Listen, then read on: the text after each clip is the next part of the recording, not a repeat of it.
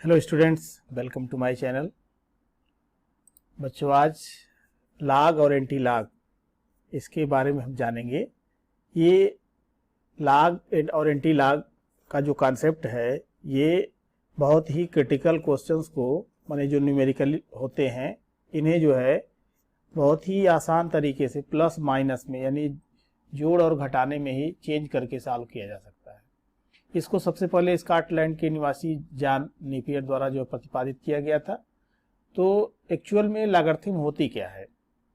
यह एक ऐसी गणितीय युक्ति है जिसके प्रयोग से गणनाओं को छोटा किया जा सकता है। इसके प्रयोग से गुणा और भाग जैसी जटिल प्रक्रियाओं को क्रमशः जोड़ और घटाने जैसी अपेक्षाकृत सरल प्रक्रियाओं में बदल दिया जाता है। यानी किसी भी कैलकुलेशन से तात्पर्य यहाँ पर ये होता है कि जो गुणा और भाग के रूप में होते हैं, उनको हम जो है जोड़ और घटाने जैसी प्रक्रिया में बदल करके और आसानी से सॉल्व कर सकते हैं। जैसे मान लीजिए फाइंड करना है, find the value of 5 to the power 37। तो 5 पावर 37 का मतलब हो गया कि 5 का गुणा हम कितने बार करेंगे? 37 टाइम्स करेंगे। तो ये बहुत ही टिपिकल काम हो गया। लेकिन अगर हम लॉग मेथड से अगर इसको यूज करें, तो चलिए सपोज कर लेते हैं कि x इक्वल्स टू 5 पावर 37 है। टेकिंग लॉग बोथ साइड, दोनों तरफ की लॉग ले लेंगे, तो log x equals to log 5 to the power 37। अब इस फार्मूले से जो log m to the power n होता है, तो n log m हो जाएगा, पावर पहले चला आता है, 37 log 5, तो ये हो गया 37 इंटू log 5 की वैल्यू 0.6990। अब इसको मल्टीप्लाई कर दें तो ये आ गया log x is equals to 25.863। अब x, अब चूंकि हमने क्या लिया है, log लिया है, तो अब वैल्यू को रिवर्स करने के लिए एंटी log लेना होगा।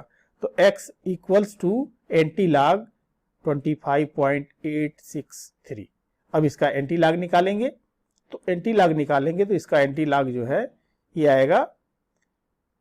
हम यहाँ पर क्या करते हैं, 0.86 के सामने और 3 के नीचे देखेंगे तो 7295 मिलेगा। और यहाँ से स्टार्टिंग से ये 25 है, तो एक ऐड करके यानी 26 के बाद, 26 डिजिट के बाद डेसिमल लगा देंगे। तो इस तरह से हम इसको लिख सकते हैं, 5 power 37 is equals to 7.295 in 10 power 25। तो ये लॉग की हेल्प से आपने आसानी से इसको पा लिया। अब जो है, जो लॉग है एक्चुअल में है क्या? किसी दिए हुए बेस, जैसे बेस 10 है, बेस 5 है, बेस ई है, इस तरह से कुछ ना कुछ उसका बेस दिया जाएगा। और नॉर्मली जो है, जो कैलकुलेशन हम लोग करते हैं, यह बेस 10 होता है। तो इस पर संख्या का जो लॉग है वह संख्या है जिसे दिए हुए आधार पर घात, यानी जो उसका इंडेक्स या पावर है, के रूप में रखने पर मूल संख्या प्राप्त हो जाती है। जैसे a to the power x equals to अगर b है, तो log a, यानी ये बेस हो गया a और ये b, तो ये मिल जाएगा इक्वल्स टू x। जैसे, और इसको पढ़ेंगे क्या, log b to the base a is equal to x। जैसे 10 to the power 3 equals to 1000 होता है, तो log बेस 10 1000, तो ये पावर यहां आ गया, यानी इसकी वैल्यू हो गई 3। अब कुछ इंपॉर्टेंट फार्मूले हैं। log m इंटू n, ये होता है log m plus log n। log m by n is equals to log m minus log n, ये बेस 10 है। log m to the power n is equals to n log m, power पहले चलाता है। log b base b है a, इसको अगर हम base 10 में कन्वर्ट करते हैं तो क्या लिखेंगे, log base 10 a upon log base 10 b। log b base है a और log b बेस पर ही c है, तो ये दोनों इक्वल होंगे, यानी a is equals to c होगा। a to the power log और इसका पावर a ये बेस ए और जो वैल्यू है वो यहाँ पर जिसका फाइंड करना है वो x है, तो इसका टोटल वैल्यू निकल करके आती है x। Minus log a to the base b is equals to log, ये बेस b है, ये बेस है, और a टू द पावर -1, तो ये हम इसको लिख सकते हैं log 1/a और इसका बेस होगा स्मॉल b। ये log टेबल इस तरह से होती है, इसके ऊपर यहाँ पे लिखा गया होता है। यह 10 से शुरू होता है, 10 से शुरू हो करके और ये 49 तक, और फिर ये 50 से शुरू हो करके 99 तक जो है ये जाता है। इसमें इसके सामने जो है 0 1 2 3 4 5 ये 9 तक होता है, और इसके बाद ये 9 और होते हैं जिसको कि मीन डिफरेंस कहा जाता है। ये log टेबल। तो अब इसको फाइंड कैसे करेंगे? तो अगर किसी संख्या का log फाइंड करना है तो हम क्या करते हैं, सबसे पहले तो आप जानिए कि जैसे किसी संख्या के दो भाग होते हैं, जैसे सपोज कर लीजिए कि 1234.56 है, तो एक जो है इसका जो है क्या है, ये इंटीजर में आ गया और एक डेसिमल पे आ गया। ठीक इसी प्रकार से जो log की वैल्यू होती है, जैसे log 20 बेस 10, इसकी वैल्यू होती है 1.3010, तो इसके भी दो हिस्से हैं। ये फर्स्ट वाला जो 1 देख रहे हैं डेसिमल के पहले, इसको कहते हैं पूर्णांश कैरेक्टरिस्टिक, और डेसिमल के बाद जो होता है अपूर्णांश, और इसको कहते हैं मैंटिसा। पूर्णांश जो है यानी डेसिमल के पहले वाला, यह पॉजिटिव या नेगेटिव हो सकता है, लेकिन डेसिमल के बाद वाला जो नंबर होता है यह हमेशा पॉजिटिव ही होता है। तो किसी भी संख्या का लघुगणक ज्ञात करना यानी log ज्ञात करना है तो उसका पूर्णांश यानी कैरेक्टरिस्टिक और मैंटिसा अलग अलग ज्ञात किया जाता है। तो सबसे पहले जो है पूर्णांश निकालते हैं।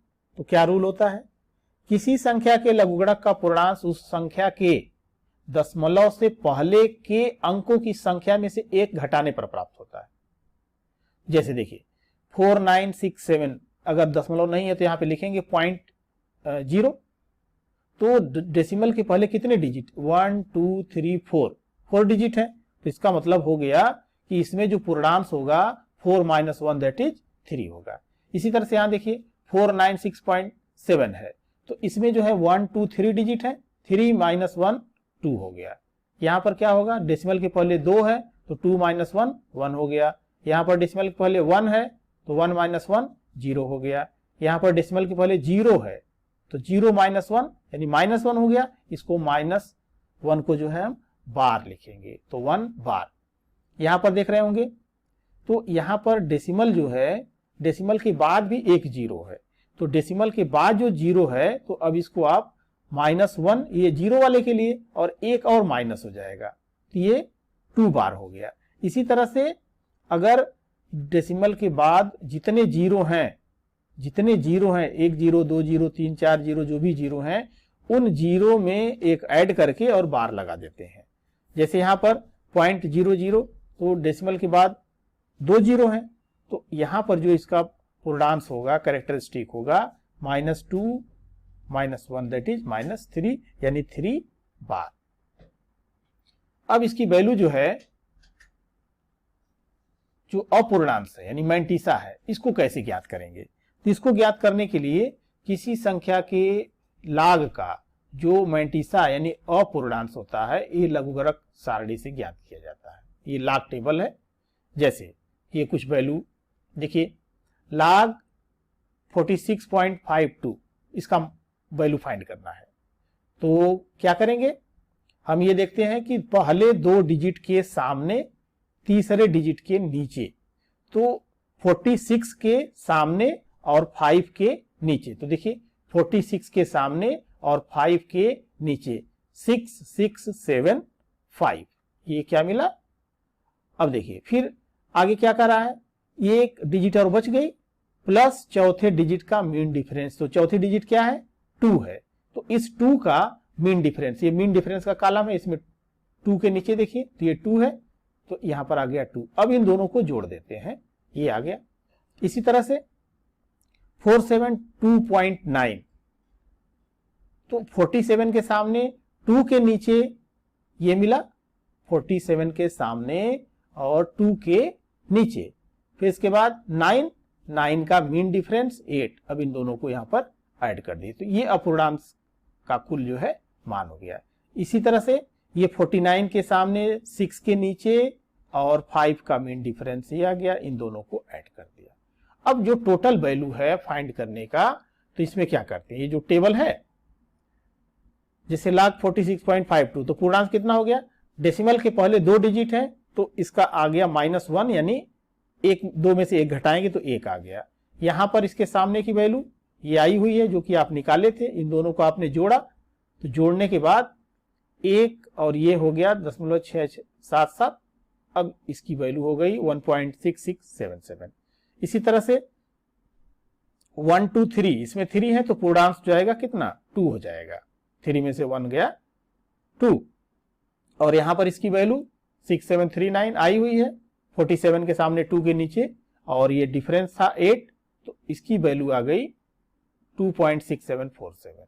और इसी तरह से आप इसका देख लेंगे, तो इसमें 10 डेसिमल के पहले 1 है, 0 माने 0 कुछ नहीं, कोई डिजिट नहीं है, तो 0 -1 करेंगे -1 आ जाएगा। यहां पर ये मिल गया 6955, डिफरेंस 5, इसको ऐड कर लिया, ये मिल गया 1 बार 0.6960। तो इस तरह से लाख की वैल्यू हम फाइंड कर लेते हैं। चलिए कुछ एग्जांपल के लिए इस तरह से आप देख लीजिए, जैसे मान लीजिए कि इसका फाइंड करना है, तो 47520.6, तो इसमें 1 2 3 4 5 डिजिट है, 0 के पहले यानी दशमलव के पहले 5 डिजिट है, तो इसका पूर्णांक कितना हो जाएगा, 4 हो जाएगा। अब देखेंगे आप 47 के सामने 5 के नीचे और 2 का मीन डिफरेंस किया जाएगा। इसी तरह से इसमें 1 2 3 4 5 6 7, तो 7 -1 6 हो जाएगा। 48 के सामने 9 के नीचे 5 का डिफरेंस, हम सिर्फ 4 डिजिट तक ही फाइंड कर सकते हैं, इसलिए अगर उसके आगे की डिजिट दी गई है तो इसे छोड़ दिया जाता है। इसी तरह से इसका मिल जाएगा। अब एंटी लॉग कैसे निकालते हैं, तो एंटी लॉग क्या है, किसी संख्या का जो लॉग का एंटी लॉग वह संख्या स्वयं होती है। जैसे log बेस 10 5, इसका मान होता है 0.6990, तो अगर हम इसका एंटी लॉग निकालते हैं तो ये कितना मिलेगा, 5। अब एंटी लॉग को फाइंड करने के लिए क्या करते हैं, एंटी लॉग को फाइंड करने के लिए हम एंटी लॉग वाला टेबल देखते हैं। तो इस टेबल में क्या देखते हैं, इस टेबल में ये देखते हैं, देखिए ये एंटी लॉग की टेबल है, इसमें 0.00 से स्टार्ट होता है 0.49 तक, और फिर 0.50 से स्टार्ट होता है 0.99 तक, वैसे ही 0 1 2 0 अप टू 9 होता है, और ये मीन डिफरेंस होता है। ये एंटी लॉग का टेबल है।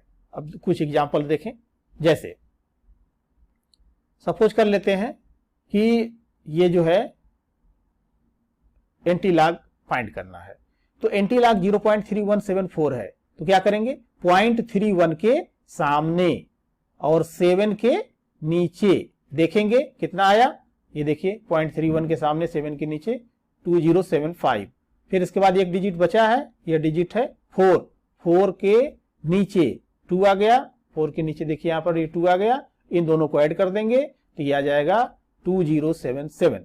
अब ये 2077 आया, तो इसमें पूर्णांक कितना होगा, जब हम लॉग से आ रहे थे एंटी लॉग की तरफ तो 1 माइनस कर रहे थे, तो यहां पर उसका रिवर्स है तो 1 प्लस करेंगे, तो 0 + 1 करेंगे तो यह आ जाएगा 1, यानी एक डिजिट के बाद डेसिमल लग जाएगा, तो 2.077। इसी तरह से यहां पर क्या है 1, तो 1 + 1 2 डिजिट के बाद, तो 1 2, तो ये 20.77 हो जाएगा।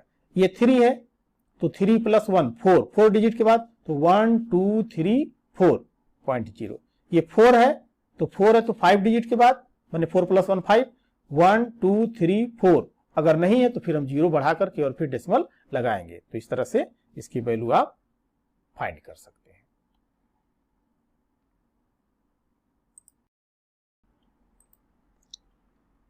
अगर अपूर्णांक ये अगर नेगेटिव है तो उस केस में क्या करेंगे? देखिए,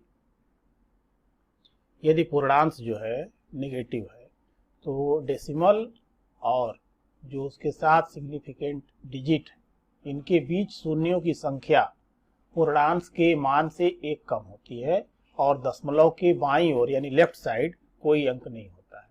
जैसे एंटीलॉग 1 बार 0.3174, तो फाइंड करने के लिए आप क्या करेंगे? 0.31 के सामने 7 के नीचे देखेंगे, जो आएगा उसमें 4 का जो मीन डिफरेंस है उसको ऐड कर देंगे तो ये मिलेगा 2077। अब डेसिमल के पहले जो डिजिट लगानी है, अब इसमें क्या करेंगे? तो ये है -1, +1 करेंगे तो +1 करेंगे ये हो जाएगा 0,